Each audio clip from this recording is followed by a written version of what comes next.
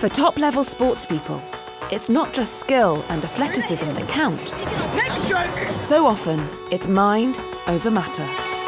Psychology is now seen as increasingly vital to winning. Having a sports psychologist is just as valuable as a strength and conditioning coach. In elite sport, the difference between success and failure is often the finest of margins.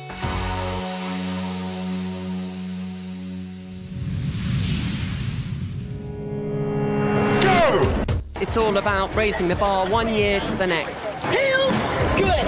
The annual boat race between Oxford and Cambridge universities is one of the oldest and most prestigious events in the sporting calendar. Moving out to nearly half a length there, it's very encouraging for Cambridge. For the competitors, it's 20 minutes of pure pain, but also pure pressure. When they walk outside that boathouse, there will be 100,000 people standing on the bank. That is something you just can't get your head around until you've actually lived it. How the rowers cope with that intense pressure can make the difference between glory and failure.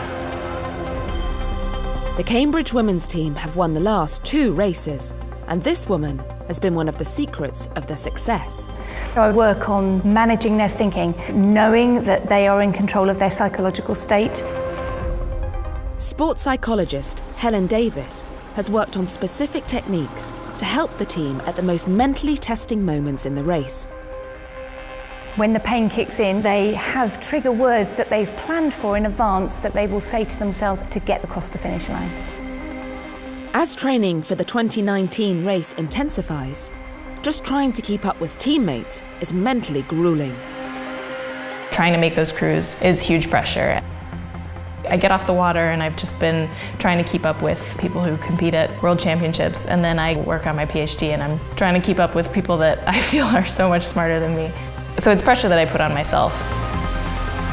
So I will very much encourage them to view pressure as a challenge. Focus on certain things with their thinking that's going to help them with their performance, rather than focusing on the uncertainties of their situation.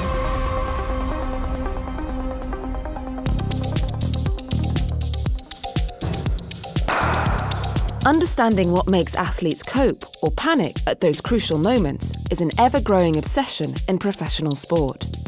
It's the multi-billion-dollar question that sports psychologists are constantly trying to answer. Dr. Jamie Barker lectures at the world's leading sports science university, Loughborough in Britain. What is the reaction that individuals go through and how does that contribute to how they perform? That's the intrigue that we have. Okay, James, if you just try to relax as much as you can. In 2013, Jamie helped devise a cardiovascular test. It compared the physiological reactions of athletes who thrive in a high-pressure situation with those who flop. A group of aspiring professional cricketers were set a specific target. We had a scenario where they would have to score 36 runs off 30 deliveries when facing a bowling machine. The cricketers were warned that their results would be made public and would decide who makes the team and who doesn't.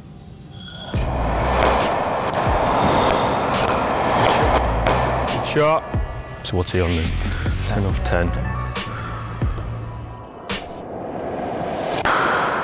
Nearly half the players hit the test for 6 and scored the runs.